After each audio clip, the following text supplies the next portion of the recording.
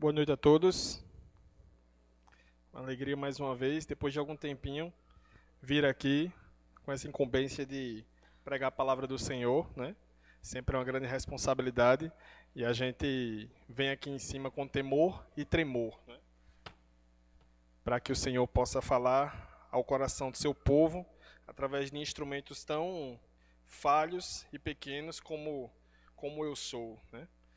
E hoje, como o Neto comentou, e até mesmo nas músicas, na verdade, na última música vocês puderam ver, a gente vai falar sobre uma parábola bastante conhecida, né? Talvez a mais conhecida das parábolas de Jesus, que é justamente a parábola do filho pródigo, né?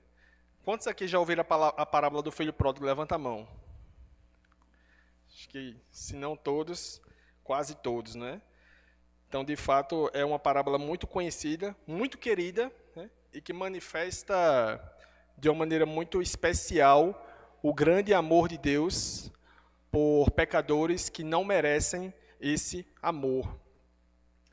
E antes da gente começar, eu queria fazer pelo menos 3 considerações a respeito dessa parábola, que são alguns tipos de, talvez, ajustes sobre a compreensão que muitas vezes nós temos dela, não é? Então, às vezes, quando a gente lê a parábola do filho pródigo, primeiramente em relação ao nome dela, né? A parábola do filho pródigo, o que significa o filho pródigo? Pródigo, de acordo com o dicionário, significa esbanjador, aquele que gasta tudo. E isso é um retrato daquilo que o filho mais novo faz na parábola com os bens do pai. Ele, de fato, gasta todos aqueles bens, como a gente vai ver no decorrer da história. Mas a ênfase central da parábola não é necessariamente naquilo que o filho mais novo faz com os bens do pai, mas é naquilo que Deus faz pelo seu filho mais novo e também pelo filho mais velho. E por isso que o título da mensagem é o Deus Pródigo, inclusive inspirado nesse livro aqui de um autor muito conhecido chamado Timothy Keller, O Deus Pródigo. Até recomendo que vocês comprem também. Ele foi um grande sucesso na época em que foi lançado.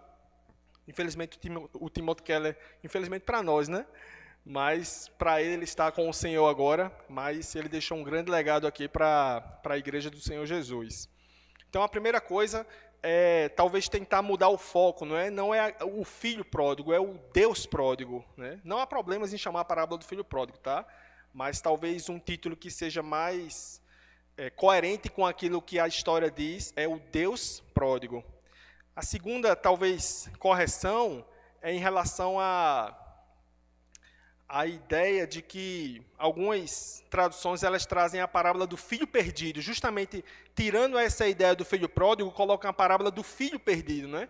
Mas no decorrer da parábola, da mensagem, a gente vai perceber que não é apenas o filho mais novo que está perdido, né?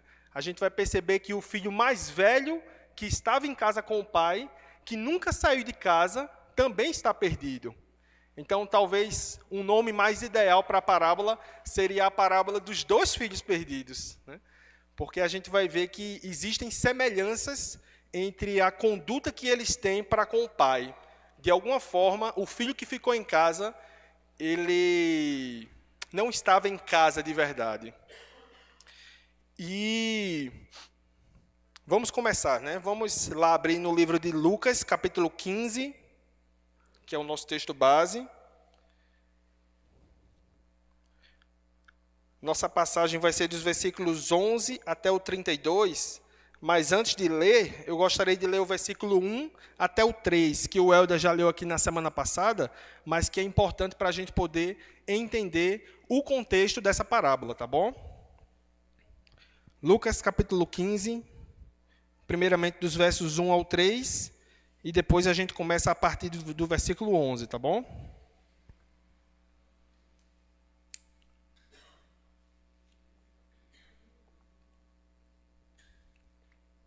Então vamos à leitura da palavra do Senhor.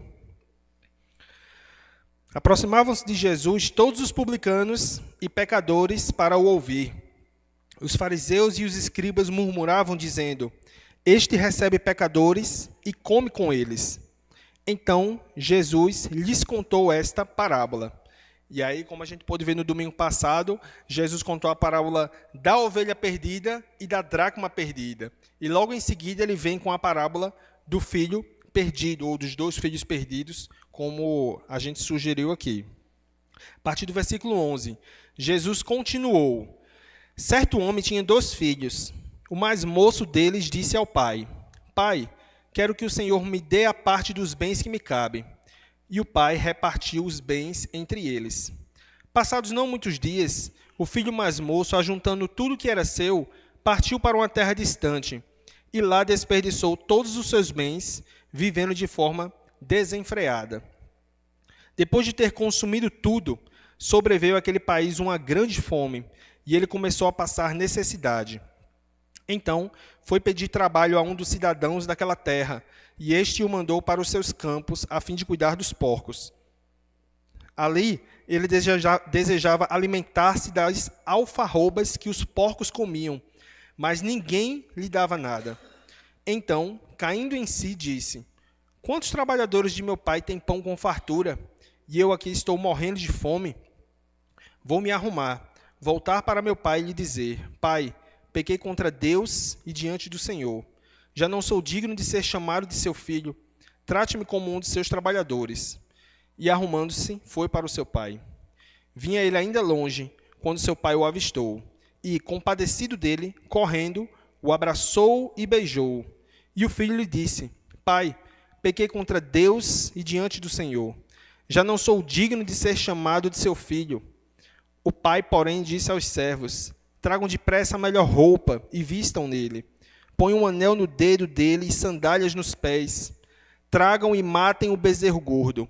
Vamos comer e festejar, porque este meu filho estava morto e reviveu. Estava perdido e foi achado. E começaram a festejar. Ora, o filho mais velho estava no campo. Quando voltava, ao aproximar-se da casa, ouviu a música e as danças. Chamou um dos empregados e perguntou o que era aquilo. Ele informou: o seu irmão voltou e, por tê-lo recuperado com saúde, o seu pai mandou matar o bezerro gordo.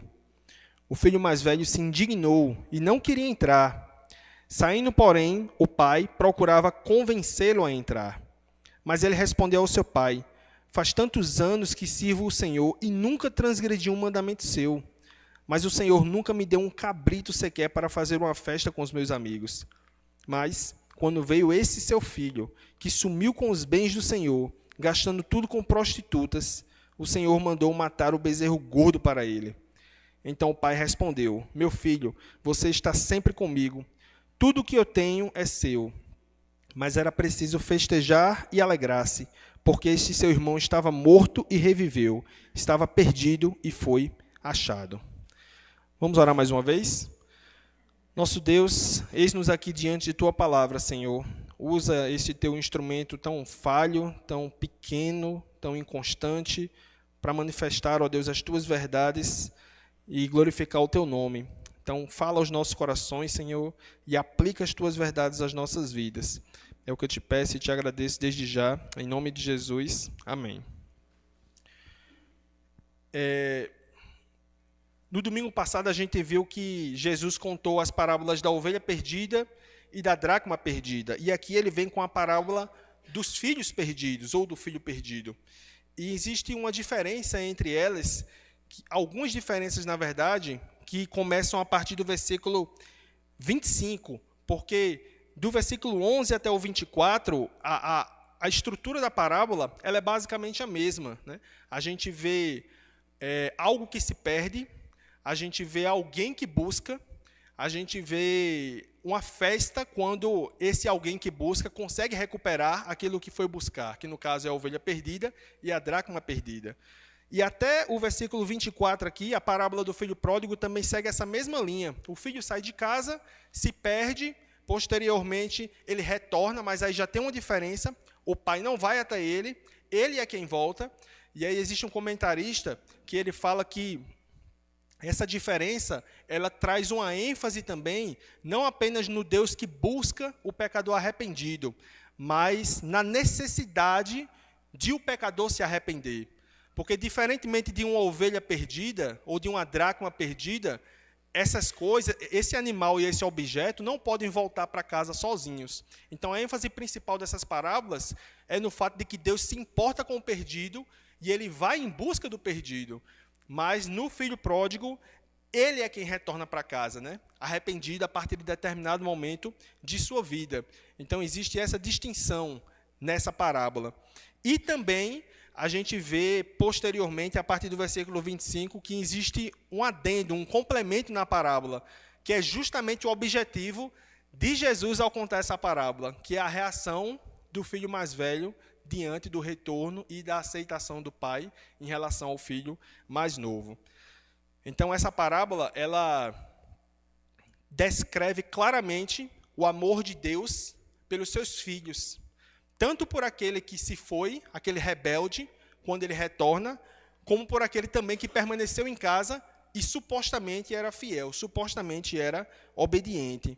E o objetivo é justamente mostrar, com essa parábola, a atitude que os fariseus e escribas tiveram aqui no versículo 1 e 2, como a gente pode ler, que pecadores e publicanos, ou seja, pessoas de má fama daquela época, coletores de impostos, pessoas que eram verdadeiramente detestadas naquela época, se aproximavam de Jesus e os fariseus e os escribas reclamavam, murmuravam diante dessa aproximação de Jesus com essas pessoas. E Jesus propõe essa parábola exatamente dentro desse contexto. Então, a ideia principal é que aqui o filho mais velho seria esses fariseus e escribas que estavam com Jesus nesse momento, no versículo 1 e 2. O filho mais novo seria esses pecadores e publicanos, essas pessoas que são desprezadas, rejeitadas pela sociedade e até mesmo pelo povo de Deus no Antigo Testamento. O filho mais novo seriam esses que se arrependem e voltam para casa, e o pai seria Deus, o qual os ouvintes facilmente identificariam. Então, com base nesse contexto, é importante a gente ressaltar, como disse o pastor aqui no momento missionário, que essa parábola ela não é sobre um crente que se desvia e volta para casa. É uma possível aplicação? É possível que a gente aplique essa parábola dessa forma? Pode ser, mas o objetivo de Jesus aqui não foi falar tão somente sobre pessoas que eram crentes ou fiéis, saíram da igreja e retornaram. Mas aqui ele quer fazer um contraste entre a busca de Deus pelo perdido e aquele que se acha que está salvo, mas na verdade está perdido, que era o caso dos fariseus e dos escribas, aqui no versículo 1 e no versículo 2. Então, basicamente, esse é o pano de fundo dessa parábola, dos versículos 1 até o 2. No versículo 3, ele fala que vai contar a parábola, conta duas, e começamos aqui na parábola do filho pródigo ou do filho perdido. E ele vai começar falando que o filho mais moço, ele disse ao pai que queria a parte dele da herança. Talvez nos nossos dias a gente não estranhe tanto isso, não é? Porque na nossa cultura, muitas vezes as famílias elas talvez não se importem tanto com essa questão da honra do pai, como era no Antigo Oriente, como era nos tempos de Jesus. Mas esse pedido que o filho faz aqui, no versículo 11, é algo impensável em seu tempo. Era como se o filho estivesse chegando para o pai e dissesse: pai, eu queria que o senhor estivesse morto. Me dê a minha parte na herança. Então, era algo absolutamente inadmissível para os ouvintes de Jesus. Então, Jesus, ele fala que o filho mais moço, ele pediu a sua parte da herança, e a atitude do filho era algo absolutamente impensável. Mas a atitude do pai também foi algo surpreendente, porque quando, de acordo com a lei do Antigo Testamento, um filho era rebelde, desobediente, e ele queria se desgarrar dos pais, não honrava os seus pais, ele poderia ser castigado e até mesmo castigado com a morte. E o pai, ele teria esse direito social, legalmente falando, de punir o seu filho por causa dessa desonra que ele sofreu. Mas o que é que o pai faz aqui? Ele reparte os bens entre eles. Então o pai, ele não reage à atitude do filho privando de sua parte na herança, mas ele tão somente ele concede a parte do filho mais novo. E aí naquela época ele repartia as partes. No caso, o filho mais novo ele ficaria com 1/3, porque de acordo com as leis judaicas, o primogênito, que no caso era o filho mais velho, ele teria direito a uma porção dobrada da herança do pai. Então ele ficaria com 2/3 da herança e o filho mais novo ficaria com 1/3. E essas propriedades, elas só poderiam ser tomadas posses pelo filho mais novo quando o pai morresse. Ficaria dividido lá, separado, e depois da morte do pai é que o filho mais novo poderia tomar posse. Mas não foi isso que aconteceu. Antes da morte do pai, o filho mais novo foi lá e já vendeu a sua parte, né? Ou seja, outra desonra para o pai. Ele tanto queria a morte do pai, traduzindo, e pediu a sua parte, como ele também nem esperou o pai morrer. Já foi lá e vendeu a sua parte, não é? Então, isso mostra como essa atitude era algo desonroso aos olhos da comunidade em que aquela família estava inserida, não é? E aqui vale a gente fazer uma reflexão em relação à forma como Deus nos trata, não é? Em certo sentido, todos nós somos como o filho mais novo, né? Todos nós nascemos, na verdade, separados da presença de Deus. E Deus, ele concede os seus recursos, concede as suas bênçãos, concede os seus bens para nós, ainda que nós não sejamos merecedores. Nós éramos merecedores, na verdade, do juízo de Deus, por causa dos nossos pecados.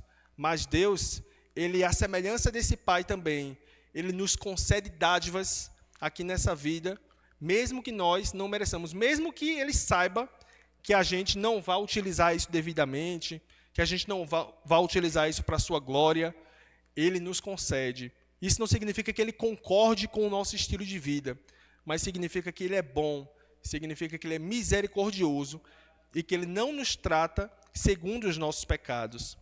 Então, o fato de nós estarmos aqui hoje é uma prova evidente disso, né? Então, nós, por causa dos nossos pecados, não mereceríamos os bens que Deus nos dá.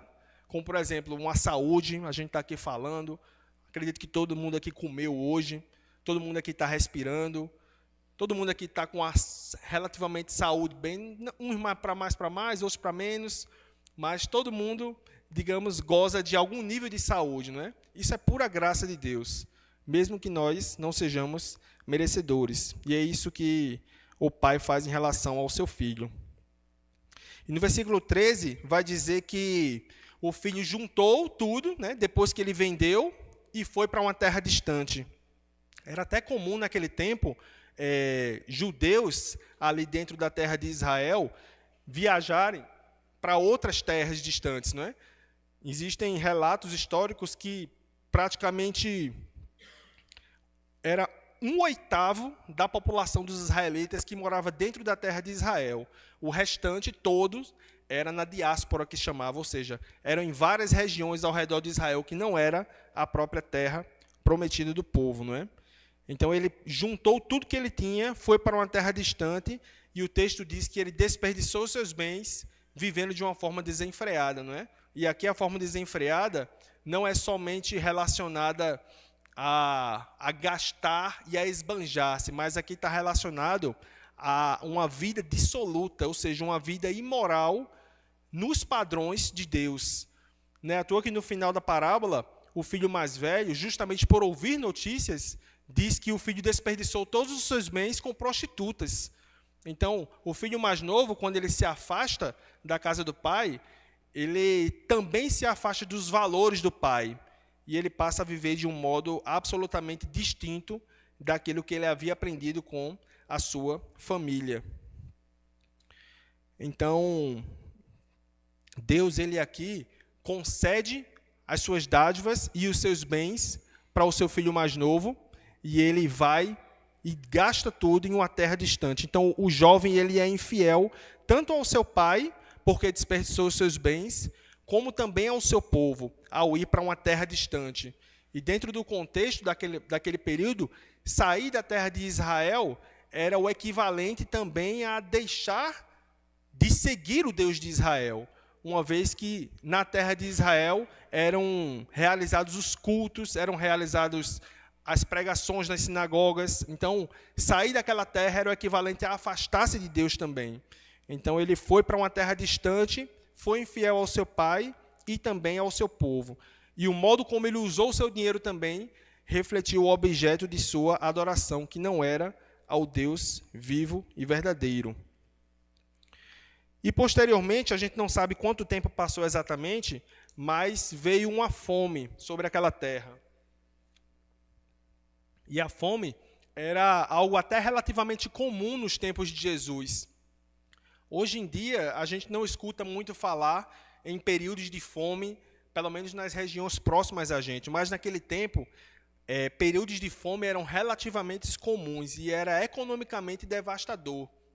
Então, sobreveio àquela região uma grande fome, e essa fome naturalmente atingiu esse filho mais novo que estava ali naquela terra e já havia desperdiçado todos os seus bens, não é? Então ele começou a passar necessidade. Aquela fome o afetou e ele começou a passar necessidade. E aí ele foi pedir trabalho a um dos cidadãos daquela terra, que o mandou para os seus campos para cuidar dos porcos. E é importante lembrar que, para o judeu, os porcos eram animais considerados impuros. Então, a gente come carne de porco aqui tranquilo, né? Eu não sei quantos comem, mas, no geral, a gente aqui não tem problemas com a carne de porco. Mas, para o judeu, era algo impuro, era o mais impuro dos animais. Então, culturalmente falando, para esse jovem, ele havia chegado, a gente pode usar a expressão popular, ao fundo do poço, porque ele passou a cuidar de animais que eram impuros, culturalmente falando e religiosamente falando para si, porque ele aprendeu desde criança, de acordo com a lei do Antigo Testamento, que esse tipo de animal ele não poderia ser tanto comido como também cuidado. Então isso para ele foi algo absolutamente degradante. E para os ouvintes de Jesus aqui a essa altura, talvez eles já esperassem que a história já poderia terminar aqui, não é? Eu estava até contando essa parábola para a Priscila, minha filha de 3 anos, e aí, quando eu contei para ela, que chegou nessa parte aqui, onde o filho começou a passar necessidade, passou a cuidar de porcos, ela, em determinado momento, pensou que a história tinha acabado, não é? Porque é basicamente assim que, às vezes, a nossa lógica funciona. Você colhe aquilo que você planta, né? Talvez saísse até algum bem feito, né, de nossa parte. Assim como também poderia ter saído dos ouvintes originais de Jesus. A essa altura, talvez eles já esperassem um fim. O filho teve o destino que mereceu. Ele nem ajuda ele poderia receber naquela situação, uma vez que ele estava cuidando de animais impuros e havia sido totalmente banido da comunidade de Israel, né, dentre os judeus. Então, infelizmente, ele chegou à degradação mais profunda, ao fundo do poço, ao se ver nessa situação. E, provavelmente, quando ele pensou em voltar, ele hesitou, justamente por causa daquilo que ele tinha feito diante de Deus e diante de seu pai também, né? Então, uma reflexão que a gente pode fazer aqui diante desse relato é que muitas vezes nós, quando nos afastamos da presença de Deus, nos vemos em uma situação como essa também que o filho mais novo se encontrou. Quantos aqui podem dizer que em algum momento da vida já chegaram ao fundo do poço? Quantos aqui em algum momento da vida podem dizer que se viram em uma situação onde não tinha saída, onde estavam perdidos, onde não tinha mais recursos, por causa de erros que cometeram na sua vida, não é? Sentiram-se perdidos, sentiram-se no fundo do poço. E ali, exatamente ali naquela situação, o filho mais novo, ele inclusive queria comer a comida que os porcos comiam, né? Como a gente leu. Alfarrobas aqui é uma referência à vagem, que é um fruto da alfarroba, que é uma árvore que também é conhecida como carobeira. Então, era como se ele estivesse querendo comer as próprias frutas que os porcos comiam. Então, ele chegou, porque se o porco já era um animal impuro para ele querer comer a comida do porco porque não tem o que comer, ninguém lhe dava nada, era algo absolutamente adoecedor e o fundo do poço para esse jovem, não é? E aí, quando acontece no versículo 17, aquilo que alguns entendem como sendo o arrependimento dele, porque o texto diz: então, caindo em si, disse: quantos trabalhadores de meu pai têm pão com fartura, e eu estou aqui morrendo de fome, né? Então, diante da situação em que ele se encontrava, diante do poço, do fundo do poço, da lama em que ele se sujou, ele conseguiu cair em si, né? E talvez, às vezes, a gente precise passar por situações assim também, para poder cair em si, né? Para a gente poder ter uma noção melhor daquilo que nós fizemos e daquilo que Deus espera de nós. Muitas vezes, situações difíceis nas nossas vidas é quem vai nos levar, quem vai nos direcionar ao arrependimento. Isso é algo absolutamente comum. Nem sempre isso acontece, mas muitas vezes isso pode acontecer, de Deus usar situações difíceis nas nossas vidas para nos trazer para perto de si.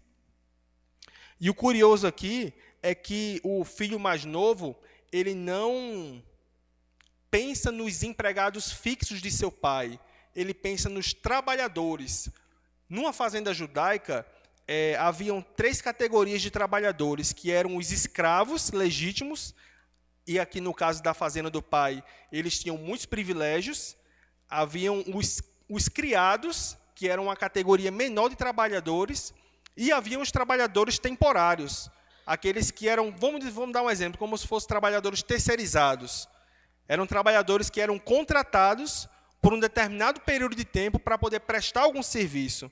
E quando o filho mais novo diz aqui, quantos trabalhadores de meu pai têm pão com fartura, ele está se referindo a essa classe de trabalhadores, aqueles que eram contratados temporariamente. Até esses tinham fartura na casa de seu pai, até esses viviam muito bem. E então ele fala que vai se arrumar, vai voltar para o seu pai e vai lhe dizer: pai, pequei contra Deus e diante do Senhor.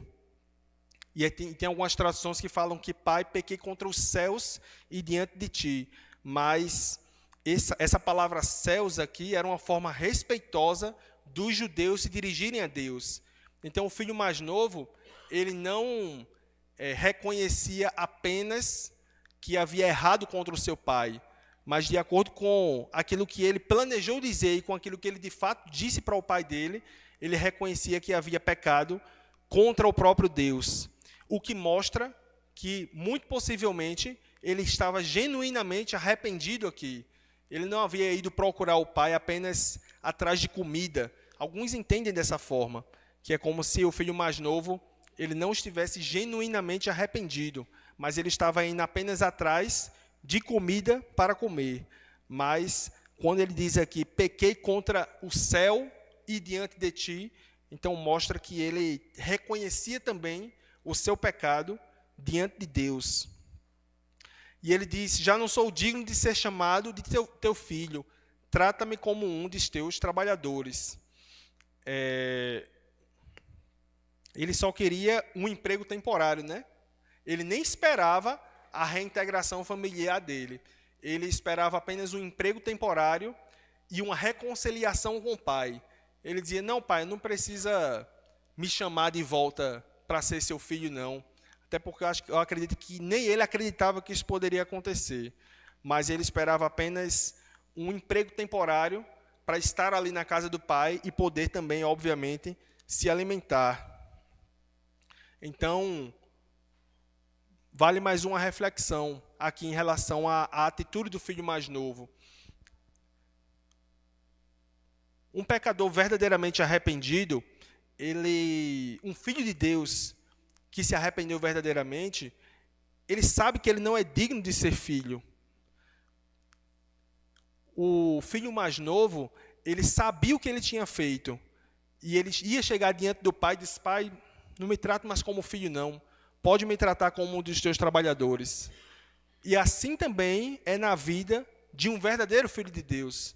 Ele não sai dizendo por aí que é filho do dono do ouro e da prata, que ele merece isso, que ele merece aquilo, que ele não é pouca coisa, que ele é cabeça e não é cauda. Ele não sai por aí dizendo essas coisas. Ele sabe que ele não é digno nem de ser chamado de filho de Deus. Mas ele crê nisso. E ele sabe disso porque Deus é tão pródigo que ele não apenas o readmitiu, como a gente vai ver mais para frente, como um de seus trabalhadores, mas como seu próprio filho. Então, o verdadeiro filho de Deus, ele sabe que ele não é digno de ser chamado de filho de Deus. Então, quando ele diz que ele é filho de Deus, ele diz com alegria, mas também com temor e com humildade, porque sabe que ele não é digno de ocupar, de ter essa relação com o Pai. E aí, quando ele está voltando para o pai, vem a cena talvez mais bela, não é? De toda a parábola. O pai, vendo ele ainda longe, o que muito provavelmente indica que o pai o estava esperando, de fato. Quando ele o vê ainda longe, ele se compadece dele, corre, o que era algo também, mais uma vez, culturalmente desonroso para o patriarca. Porque o fato dele correr, ele precisaria levantar, naquela época, né, não usava calça jeans como a gente usa aqui agora, se usava as túnicas. Então, um senhor de idade, um dono de propriedade, uma pessoa respeitada na comunidade, correndo com a túnica levantada, não ia pegar muito bem para aquela comunidade. Então, para a cultura naquele tempo, ele era algo desonroso, mas ele não quis saber disso, ele não se importou. Ele correu em direção ao filho assim que o avistou. Ele tanto estava esperando, provavelmente, como também o correu, o abraçou e o beijou. E o beijo aqui, ele pode ser uma referência justamente ao perdão que já está sendo concedido antes mesmo do filho pedir perdão a ele. Porque lá em 2 Samuel, capítulo 14, verso 33, tem uma passagem, não precisa abrir, onde fala que Absalão, um dos filhos de Davi, que havia se rebelado contra Davi, volta para o reino. E aí, quando ele vai, que se encontra com Davi, Davi chega até ele e o beija. E é justamente um gesto, um símbolo de que Absalão, naquela ocasião, estava sendo aceito novamente no reino. Então, poderia ser um tipo já de concessão de perdão que o pai estava dando aqui para o seu filho. Então, que cena maravilhosa, o pai, ele correr em direção àquele que o havia desprezado, não é? E mais uma vez, eu contando a história para a Priscila, eu perguntei a Priscila, Priscila, o que é que tu acha? Tu acha que o pai recebeu ele de novo? Aí ela disse, não, recebeu não. Justamente porque ela tinha entendido o que o filho tinha feito e sabia, ela nessa idade já sabe que isso tem consequências, assim como nós também. Então, eu falo de uma criança de 3 anos, mas quem não se surpreende com essa atitude do pai em relação ao filho mais novo, né? Por muito tempo, eu me identifiquei com a atitude do irmão mais velho. Eu não sei vocês que conhecem a parábola, mas eu já me identifiquei por muitas ocasiões com a atitude do irmão mais velho ao receber o irmão mais novo. Como é que pode receber um cara desse, que fez o que fez, pintou e bordou, está de volta aqui agora, está tendo festa já, como é que pode um negócio desse? Mas é exatamente isso que o pai faz. Ele não espera que o filho chegue até ele. Ele vai até ele e o beija, e o abraça, e o recebe calorosamente. E essa corrida do pai, ela representa exatamente o fato de que Deus, ele é ávido em perdoar pecadores arrependidos. Deus, ele tanto busca pecadores arrependidos, como foi dito nas parábolas anteriores pelo Elder, como ele também é ávido, né, por poder receber esses pecadores em perdão. Isso indica o entusiasmo e a alegria inconfundíveis do pai diante do retorno de seu filho.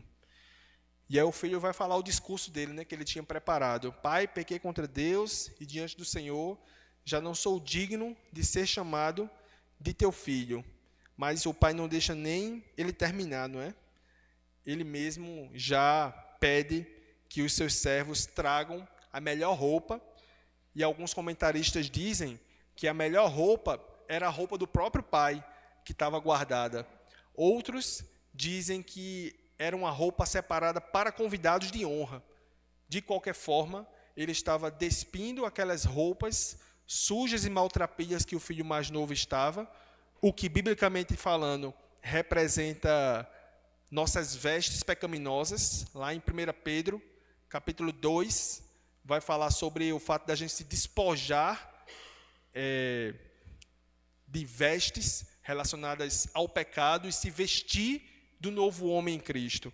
E é exatamente isso que o pai faz aqui. Ele pede novas roupas, a melhor roupa, na verdade, para poder vestir o seu filho.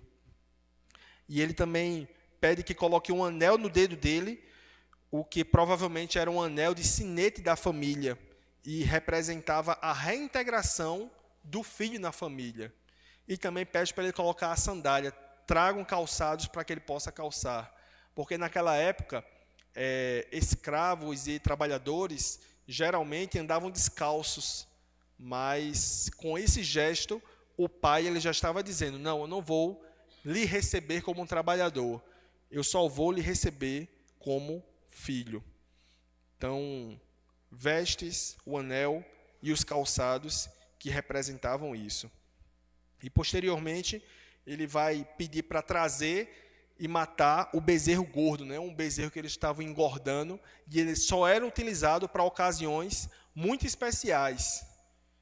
E ele dava para alimentar muitas pessoas. Então o pai ele estava planejando fazer um grande banquete dentro do vilarejo onde ele morava. E por que ele vai fazer isso? Versículo 24. Porque este meu filho estava morto e reviveu, estava perdido e foi achado. E começaram a festejar. Então aqui, a partida do filho representou a morte dele. E o retorno do filho representou a sua, digamos, ressurreição. Por isso que eu disse, inclusive, o Timothy Keller aqui nesse livro, ele faz um paralelo entre a nossa partida também, enquanto pecadores, que é a nossa morte espiritual, com o nosso retorno diante de Deus. O nosso retorno para casa, que representa exatamente a nossa ressurreição em Cristo. Este meu filho estava morto e reviveu, estava perdido e foi achado. Então, o filho pródigo, ele também é uma lição aqui de arrependimento genuíno. Então, tanto Deus, ele busca aquele que se perdeu, como também Deus chama aquele que está perdido ao arrependimento. E uma pergunta muito simples aqui que a gente pode se fazer é: você já se arrependeu dos seus pecados diante de Deus?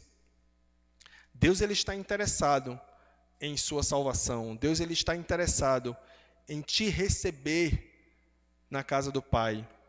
Mas ele requer que você se arrependa verdadeiramente. Porque todos nós um dia saímos da casa do Pai e passamos a viver em pecado. Mas Deus ele nos chama ao arrependimento. E aqui é onde aparece a segunda etapa da parábola, não é?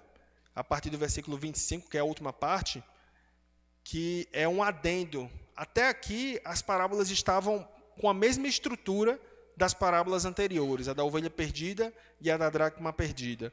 E aqui, Jesus ele faz um complemento justamente para poder falar àqueles fariseus e aqueles escribas que estavam reclamando porque ele estava recebendo publicanos e pecadores.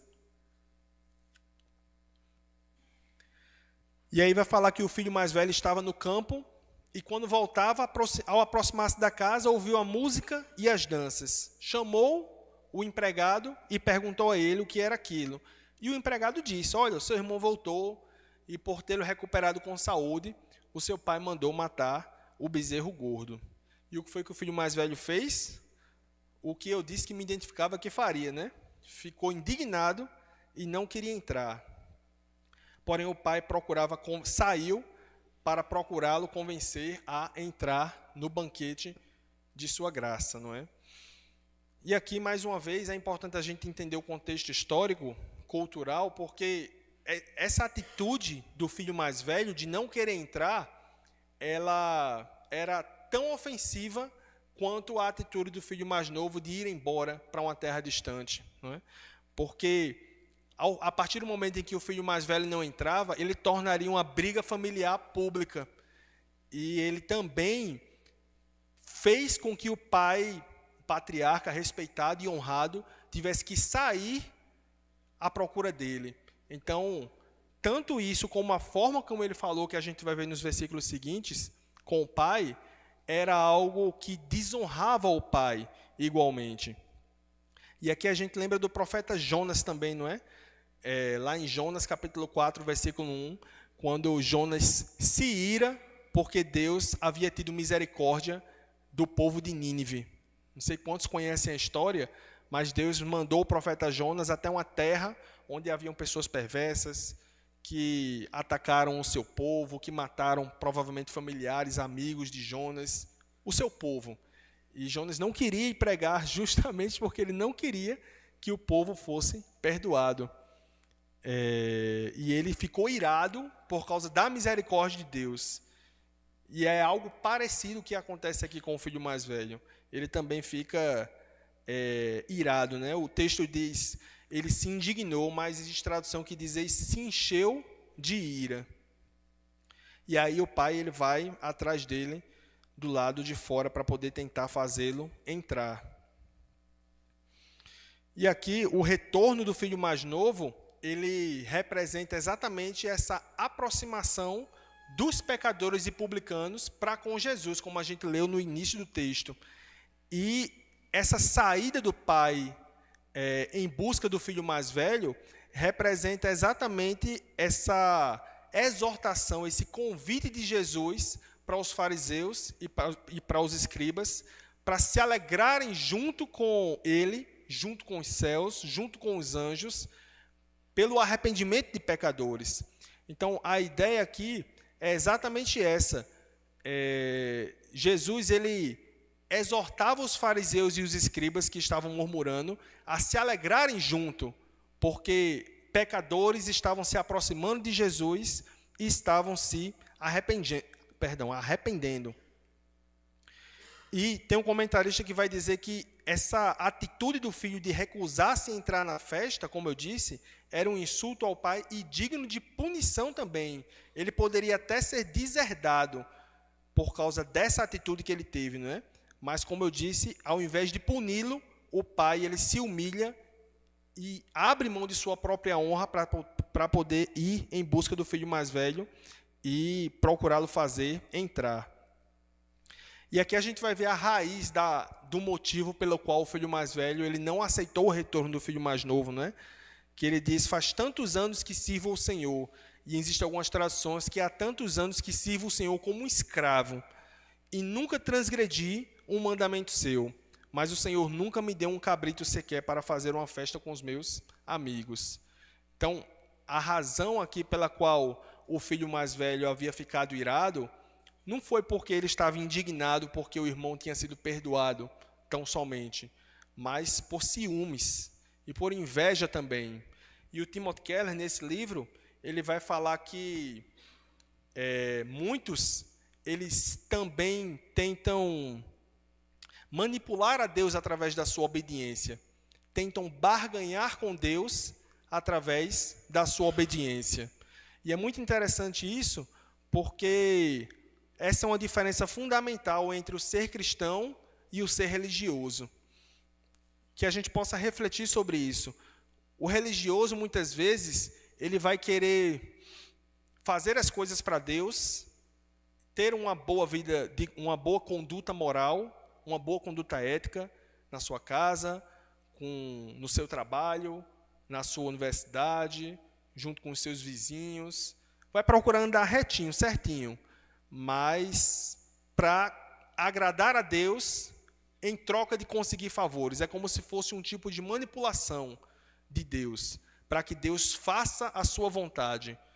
E o cristão, ele entende que ele precisa glorificar a Deus, não para que Deus faça aquilo que ele quer, porque Deus não nos deve nada, mas simplesmente porque há alegria em obedecer ao Senhor e há prazer em estar em sua presença. E o filho mais velho, ele não se via como filho, ele se via como um escravo na casa do pai. E o pai, no versículo seguinte, ele vai dizer exatamente, no versículo 31 já, ele vai dizer: meu filho, você está sempre comigo, tudo que eu tenho é seu. Então, o pai, ele se dirige amorosamente para o filho mais velho, diz que tudo que ele tem é dele, e ele ensina o que significa ser filho, que é estar sempre na presença do pai, enquanto herdeiro. E eles precisavam comemorar o retorno do filho mais novo como uma família. Então, o filho mais velho, ele vai ficar indignado, porque o pai, ele recebeu o filho mais novo, depois de tudo que ele fez, e matou um bezerro gordo para ele, mas ele nunca havia matado nem um cabritinho para ele. E um cabrito era um animal bem inferior a um bezerro gordo, não é?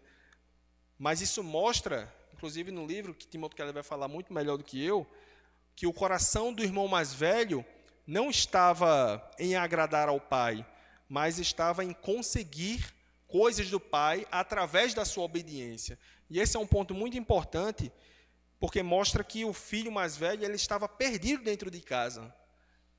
Ele estava perdido dentro da casa do pai. Por isso que o autor, ele sugere que essa parábola seja chamada de a parábola dos dois filhos perdidos.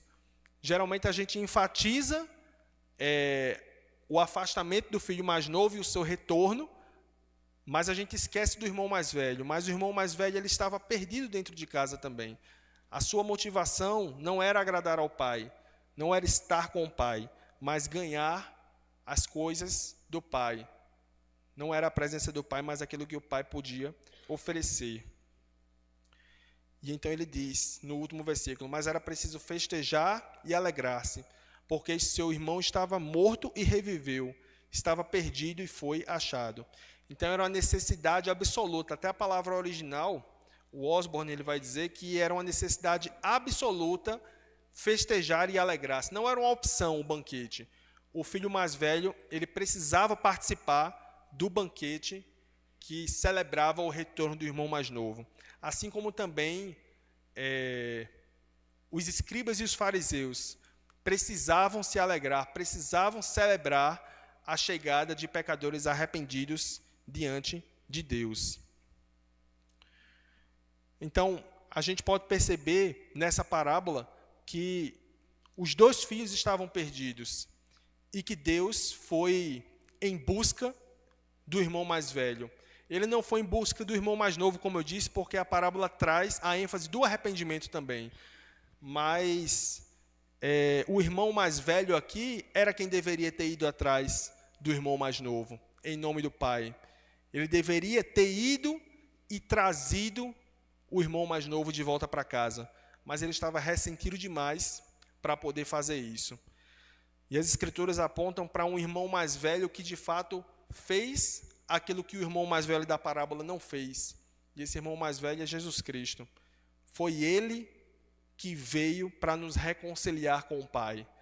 E ele pagou um alto preço por isso. Assim como o irmão mais velho, ele precisaria pagar, porque trazendo o irmão mais novo de volta, talvez ele precisasse repartir a parte dele da herança, né? E ele precisaria, de alguma forma, precisar dividir, mas ele era ganancioso demais para fazer isso. Mas Jesus Cristo, ele é o verdadeiro irmão mais velho, que veio ao nosso encontro, pagou o preço necessário pelo nosso pecado para nos reconciliar com o Pai. Foi isso que Jesus fez e que o irmão mais velho não fez. E uma pergunta antes de a gente entrar em algumas aplicações é: por que você está aqui nessa noite? Por que você congrega na igreja batista bíblica ou vai para qualquer outra igreja? Por que você lê a Bíblia? Por que você ora? Por que você dá o dízimo? Pense que todas essas coisas, elas são ordenadas por Deus, encorajadas por Deus, mas a motivação pela qual você faz elas pode estar totalmente errada, como estava a motivação do irmão mais velho. Ele queria obedecer ao pai para poder ganhar as coisas do pai, herdar as coisas do pai, mas o evangelho lhe propõe que a gente esteja na presença do pai, obedeça ao pai, esteja em comunhão com Cristo para a glória dele, não para ganharmos algo. Deus não nos deve nada. Então, independentemente daquilo que a gente fez ou tem feito, Deus não nos deve absolutamente nada. E precisamos ser gratos porque Ele nos dá não aquilo que merecemos, mas aquilo que nós não merecemos, que é justamente todos os bens e as dádivas que Ele nos concede dia após dia. Então, só algumas aplicações para a gente finalizar. Jesus, ele não acusou os irmãos mais velhos, mas ele mostrou amor e zelo genuínos, não apenas pelo pecador arrependido, mas também pelo filho que estava em casa e que supostamente era obediente. Então, ele pediu que os fariseus e os escribas se alegrassem quando alguém que era publicano, pecador, alguém que era rejeitado na sociedade, se arrependesse. Então, Jesus aqui, ele não, como em outras ocasiões, não confronta diretamente os fariseus e os escribas, mas através dessa parábola, ele mostra o erro deles e ele dá uma oportunidade para que eles possam se arrepender e se voltar para Deus. Jesus retratou o amor do Pai pelo Filho para deixar bastante claro que o amor de Deus é infinito. Os seus ouvintes, eles reconheceram Deus na pessoa do Pai. A atitude do Pai representa o perdão amoroso de Deus oferecido ao pecador que se arrepende. E isso é motivo de alegria festiva para ele e para os seus anjos. Então, essa parábola, acima de tudo, ela mostra o amor de Deus por aqueles que estão perdidos. Quer eles sejam religiosos, quer não sejam religiosos, como era o caso aqui do filho pródigo, que não era nem um pouco religioso, mas foi recebido graciosamente, como o irmão mais velho também, que era religioso, e o pai foi até ele para poder convidá-lo para o banquete de sua graça. Como os céus se alegram, assim a igreja também deve festejar quando alguém espiritualmente morto revive e quando o perdido é achado. Existe alguma pessoa que você detesta, alguma pessoa que você não gosta, por qualquer motivo que seja? Então, essa pessoa, se ela se achegar diante de Jesus, qual vai ser a sua reação? Vai ser de alegria porque ele se arrependeu ou vai ser de remorso e de raiva, como foi a atitude do irmão mais velho? E, por fim, não se preocupe tanto com o passado das pessoas que estão se achegando a Cristo. Participe da busca pelos perdidos e alegre-se na medida em que se arrependem, né? Então, aqui o irmão mais velho, ele não aceitou que o pai recebesse o filho mais novo por causa de seu histórico também, além de sua inveja. E nós não podemos cair nesse mesmo erro. Precisamos participar da busca pelos perdidos, sendo instrumentos de Jesus para poder atraí-los para perto dele e se alegrar na medida em que esses pecadores, muitas vezes desprezados, rejeitados, se arrependem. Então, o Deus pródigo é aquele que vai em busca do perdido, aquele que recebe o perdido, aquele que se alegra em salvar o perdido. E nós precisamos participar desse banquete, precisamos nos achegar diante desse Deus gracioso. Então, eu gostaria de orar, pedindo que o Senhor possa aplicar a sua palavra aos nossos corações. Senhor, te louvamos porque esta parábola, pessoalmente para mim, ela quebra tanto, ó Deus, o meu orgulho, muitas vezes o meu senso de superioridade, por estar andando contigo. Deus, ajuda-nos a buscarmos, ó Deus, aquele que está perdido, a nos alegrarmos com aqueles que se arrependem, a entendermos, ó Deus, que o amor do Senhor é maior, ó Deus, do que qualquer pecado que já tenhamos cometido, ó Deus, em nossas vidas. Te louvamos porque um dia o Senhor veio ao nosso encontro para nos salvar, para nos livrar, para nos libertar e nos arrependemos, ó Deus, em resposta ao convite da Tua graça. E o Senhor nos recebeu, tal qual esse pai recebeu o filho pródigo. Então te louvamos, ó Deus, por Tua bondade e misericórdia, e que o Senhor possa aplicar essas verdades aos nossos corações, nos concedendo mais amor, mais adoração, fé a Ti e amor pelos perdidos também, ó Deus. É o que eu te peço e te agradeço em nome de Jesus. Amém.